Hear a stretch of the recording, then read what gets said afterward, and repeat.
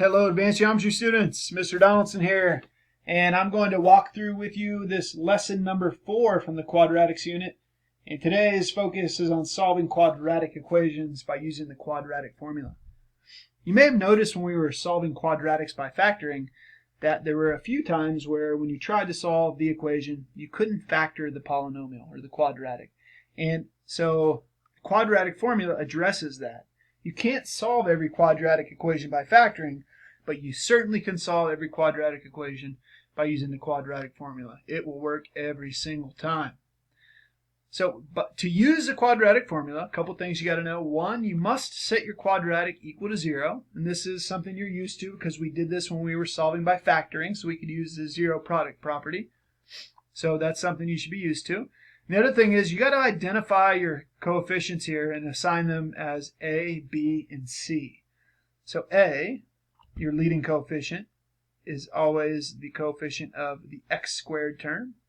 B is your coefficient of the x term, and C is your constant. We're just going to take them and we'll plug them into our formula, and the quadratic formula is x equals negative b, so the opposite of b, plus or minus the square root b squared minus 4ac all over 2a.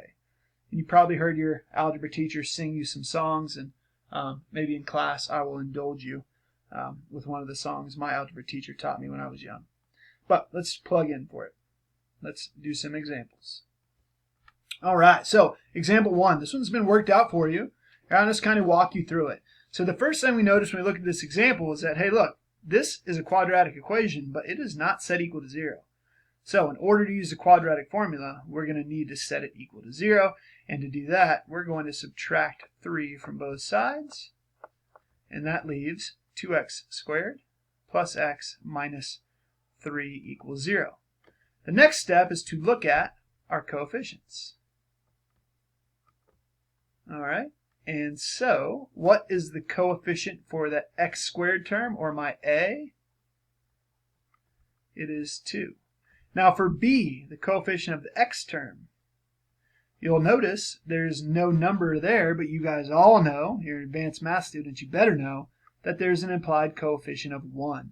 So b is 1. There's 1x there. And then c, the constant, is negative 3.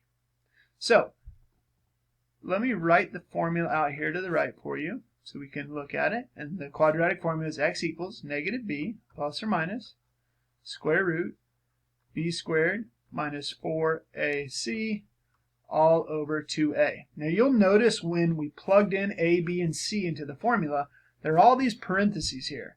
And the reason for those parentheses is because it's really helpful when you plug into the formula, wherever you see a variable that you're going to substitute for, when you plug in that number, put a parenthesis there. And the reason we want to do that is because it helps us not make sign errors, and it helps us with the order of operations, and just being careful with how we plug in. So that's exactly what happened here. I simply took a, b, and c and plugged them into my formula.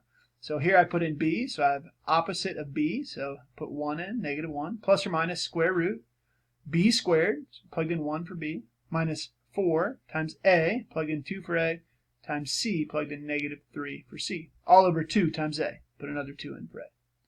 Now the first thing you want to do when you're solving is you want to work out the values in the square root and the denominator first. Okay, so we're going to do that first. So here's my denominator, that's easy enough, and here's my square root.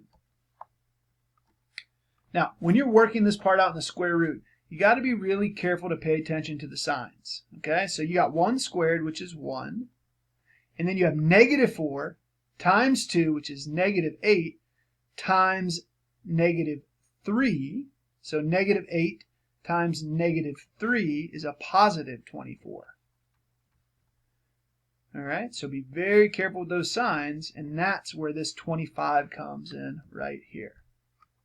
All right, and then on the bottom, the 2 times 2, of course, just gave me 4. Great. All right, so then all we got to do is we're going to take the square root of 25. In this case, you can take the square roots. That's fantastic. We did that, and we got 5. And then I'm going to evaluate the 2 resulting equations because I've got negative 1 plus 5 over 4, and negative 1 minus 5 over 4. Remember, plus or minus means you got to do two things. You got to add it and you're going to subtract it. And that's where we're going to get our two answers. So here's where I have negative 1 plus 5 over 4 and negative 1 minus 5 over 4. So when I evaluate, negative 1 plus 5 is 4, and 4 over 4 is 1. Boom. And here I've got negative 1 minus 5 is negative 6 over 4, and negative 6 over 4 simplifies to negative 3/2. So we have two solutions here. X is equal to 1, and x is equal to negative 3/2.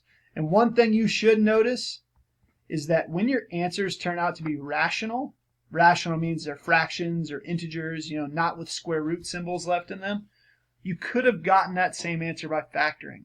If your answers to a quadratic are rational, that means the original quadratic was factorable. All right, let's do a couple more examples here. All right, guys, so what I'd recommend is that you pause and try these examples on your own, and then play and kind of check your answers and see if you did things the same way as me. And you guys should know that by now, be familiar with you pause and replay the video and stop and start at your leisure and what's comfortable for you and what you need the help with. So here we go. In this example, it's nice. It's already set equal to 0, so I'm just going to go straight to identifying what's a. So a is 2, the coefficient there for the x squared term. B is 7, the coefficient for the x term. And c, the constant, is 9. And now I'm going to plug into my quadratic formula, so I'll write it down just for your reference.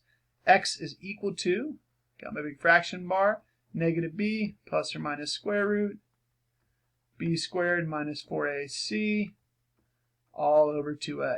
And we're just going to plug in. So x equals negative of 7 plus or minus square root b, which is 7 squared, minus 4 times a, which is 2, times c, which is 9, and then all of that over 2 times 2. So now we'll work through evaluating it, and of course you guys, negative of 7 is negative 7, that's easy enough, and then plus or minus, and then now let's evaluate all this stuff in the square root. Alright, I'm going to do this over here, all this square root stuff, I'll do it over here on the side. Alright, so 7 squared is 49, and then I've got a negative 4 times 2, which is negative 8, times 9, which is negative 72. So it's going to be 49 minus 72. All right. And 49 minus 72 gives me a negative 23. And all of that over 4. Now, you guys, in this case, this problem is actually easier in regards to like simplifying than the last one, even though it looks more disgusting. Negative 23 is obviously not a perfect square. 23 is not a perfect square. And in the real number system, we cannot take square roots of negatives. So we are absolutely, completely done at this point. If you could square root it, then you would, and then you would simplify it like we did in the previous problem. But for this one, boom, we are done.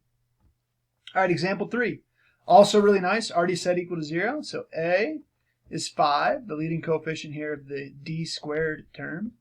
B is 9, and c is 5. All right, and then we're just going to plug in. So x equals negative b, so negative 9 plus or minus square root b squared minus 4 times a times c. And all of that over 2 times a. All right, so we'll simplify it just like we did the previous one. So the negative of 9, of course, is negative 9, easy enough. And then just going to evaluate what's in the square root. So 9 squared is 81, and 81 minus, check this out, I'll show my work over here.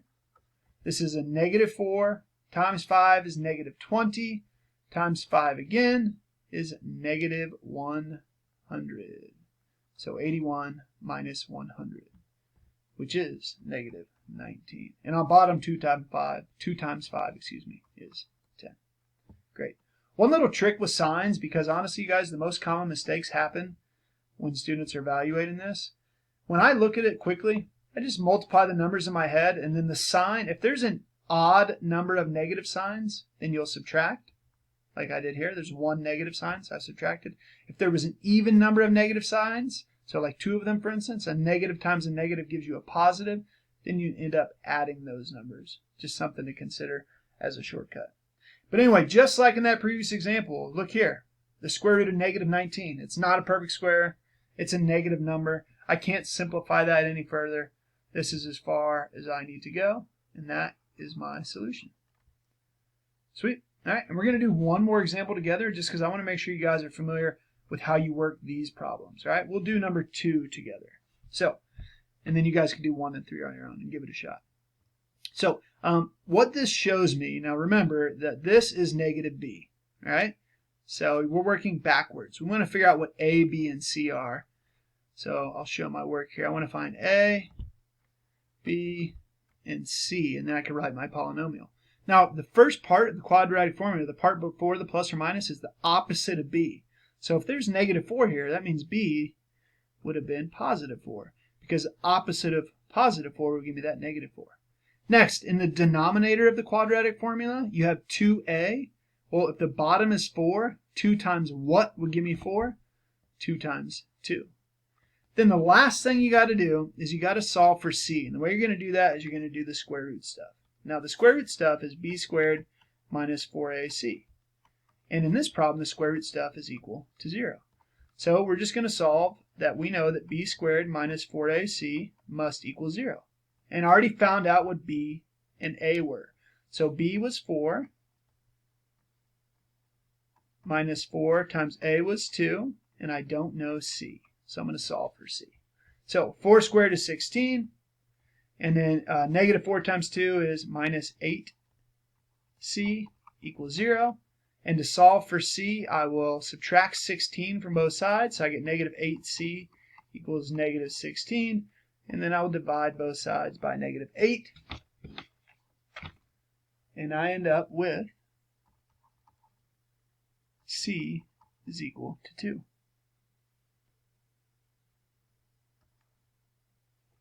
There we have it. All right, quadratic formula, and we just figured out that if this, or excuse me, I didn't finish. I suppose I should do that, huh? So it says to write the quadratic equation, so now I'm going to plug in for a, b, and c.